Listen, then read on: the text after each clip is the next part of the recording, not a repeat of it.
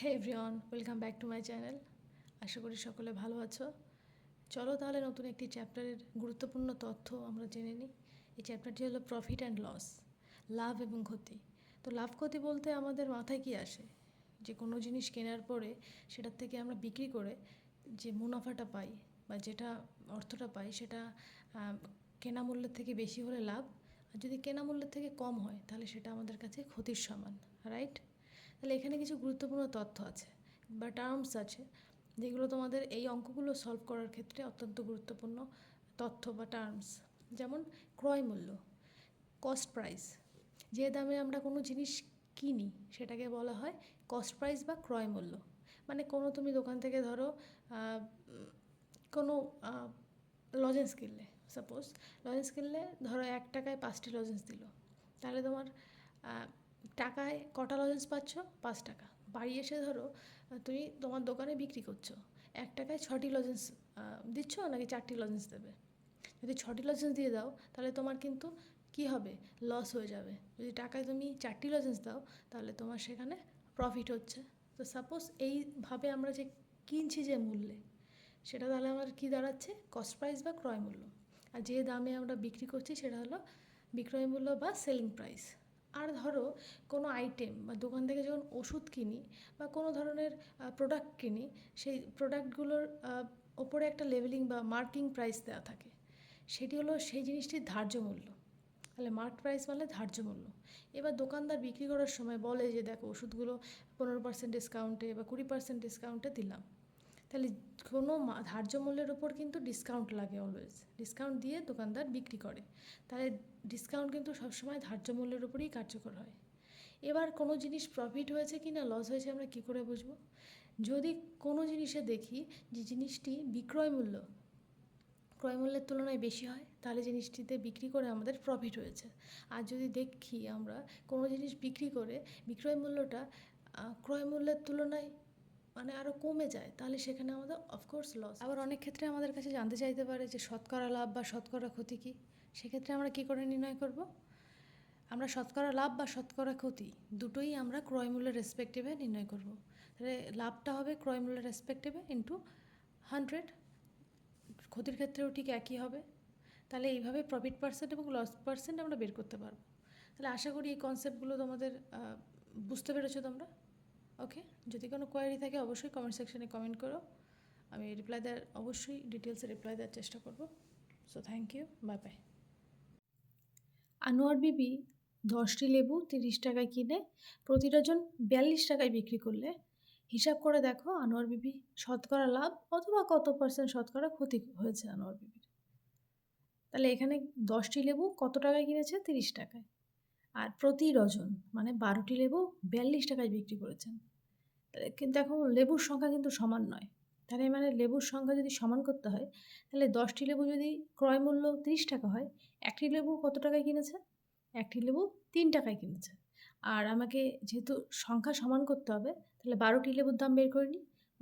12টি লেবু কিনেছেন 3 12 36 টাকায়। তাহলে 36 টাকায় যদি 12টি লেবু বা 1 ডজন লেবু কিনে থাকে আর বিক্রি করে থাকে 1 ডজন লেবু 42 টাকায়, তাহলে এখানে তার লাভ হচ্ছে না ক্ষতি হচ্ছে? অফকোর্স লাভ হচ্ছে। কত টাকা লাভ হচ্ছে? 42 বিয়োগ 36, 6 টাকা লাভ হচ্ছে। তাহলে শতকরা লাভ কত হবে? শতকরা লাভ আমরা শতকরা লাভ বা শতকরা ক্ষতি কার রেসপেক্টিভে নির্ণয় করে থাকি? ক্রয় মূল্যের রেসপেক্টিভে নির্ণয় করে থাকি। তাহলে ক্রয় মূল্য 36 টাকা, তে লাভ হচ্ছে 6 টাকা, তাহলে 100 টাকায় কত বের করে নিলে 16.2/3%। So thank you, tata, bye bye. এখানে কোশ্চেনে কি বলেছে? আমার দিদি অরুণ মামার দোকান থেকে 255 টাকায় একটি ছাতা কিনল। অরুণ মামা যদি ছাতা ধার্য মূল্যের উপর 15% ছাড় দিয়ে থাকেন, তাহলে ছাতাটির ধার্য মূল্য কত ছিল? তাহলে এখানে আমি ধরে নিই ছাতাটির ধার্য মূল্য মানে এমআরপি কত ছিল? 100 টাকা। যদি 15% ছাড়ে বিক্রয় করে থাকেন তাহলে কত টাকায় বিক্রি করেছে? 100 বিয়োগ 15 টাকা মানে 85 টাকায় বিক্রি করেছে। এবার 85 টাকা বিক্রয় মূল্য হলে ধার্য মূল্য আমি ধরেছিলাম 100 টাকা, তাহলে 1 টাকায় কত? আর 255 টাকা বিক্রয় মূল্য হলে ধার্য মূল্য কত টাকা? এখানে বেরিয়ে গেছে 300 টাকা, রাইট? So thank you. হ্যাঁ everyone, welcome back to my channel. আশা করি সকলে ভালো আছো। তো চলো নতুন একটি অঙ্ক শিখে নিই। এখানে অঙ্কে বলা আছে সুপ্রিয়া একটি ঘড়ি কিনেছে। যদি সে ঘড়িটি 370 টাকায় বিক্রি করে তখন তার যত টাকা লাভ হয় 210 টাকায় বিক্রি করলে তার তত টাকাই বা সমপরিমাণ ক্ষতি হয়। তাহলে এখানে ঘড়িটির ক্রয় মূল্য জানতে চেয়েছে। তাহলে চলো আমরা সমাধান করি। ঘড়িটির ক্রয় মূল্য ধরে নিই x টাকা, আর আমরা জানি প্রফিট সমান সমান বিক্রয় মূল্য মাইনাস ক্রয় মূল্য, আর লস সমান সমান ক্রয় মূল্য মাইনাস বিক্রয় মূল্য। অ্যাকর্ডিং টু দ্য কোয়েশ্চেন 370 টাকায় বিক্রি করে লাভ হচ্ছে 370 বিয়োগ এক্স, আর 210 টাকায় বিক্রি করে ক্ষতি হচ্ছে এক্স বিয়োগ 210। তাহলে প্রফিট এবং লস এটা দুটো সমান হবে কোশ্চেন অনুযায়ী, প্রশ্ন অনুযায়ী। তাহলে এটা সমাধান করলে 310 minus x equals to x minus 210। তাহলে এটা সমাধান করলে কী পাবো? এক্সের মান 290 পাবো। তাহলে ঘড়িটির ক্রয় মূল্য কত হবে? 290 টাকা। ওকে, আশা করি তোমরা বুঝতে পেরেছো। তো চলো, bye, thank you for watching. Hi everyone, welcome back to my channel. Hope all of you are doing well. So let's start. আজকে যে কোশ্চেনটা নিয়ে এসেছি সেটা চলো খুব ইজিলি সমাধান করার চেষ্টা করব। সুধীরবাবু 176 টাকায় একটি ঘড়ি বিক্রি করেছেন। যদি ঘড়ি বিক্রি করে সুধীরবাবুর 12% ক্ষতি হয়, তাহলে হিসাব করে বলো সুধীরবাবুর কত টাকার ঘড়িটি কিনেছিলেন। তাহলে এখানে আমাদের প্রথমেই ধরে নিই, মনে করি সুধীরবাবু ঘড়িটি 100 টাকায় কিনেছেন। কত টাকায় কিনেছেন? 100 টাকায়। ঘড়িটি যদি 12% ক্ষতিতে বিক্রি করে, তাহলে আমাদের এখানে বিক্রয় মূল্য কত হবে? আমরা যেহেতু 100 টাকা ঘড়িটির ক্রয় মূল্য ধরেছি, তাহলে 100 টাকা ক্রয় মূল্য হলে আমাদের বিক্রয় মূল্য হবে কত? 12% ক্ষতি হচ্ছে। 12% ক্ষতি মানে কত? আমাদের বিক্রয় মূল্যটা হবে 100 বিয়োগ কত? 100 বিয়োগ 12, তাহলে 88 টাকা। তাহলে ঘড়িটি 12% ক্ষতিতে বিক্রি করলে বিক্রয় মূল্য হবে 88 টাকা। তাহলে যেখানে 88 টাকা আমাদের কি হচ্ছে? 88 টাকার মান দিয়ে দিয়েছে এখানে। 88 টাকার মান দিয়ে দিয়েছে কত টাকা? 176 টাকা।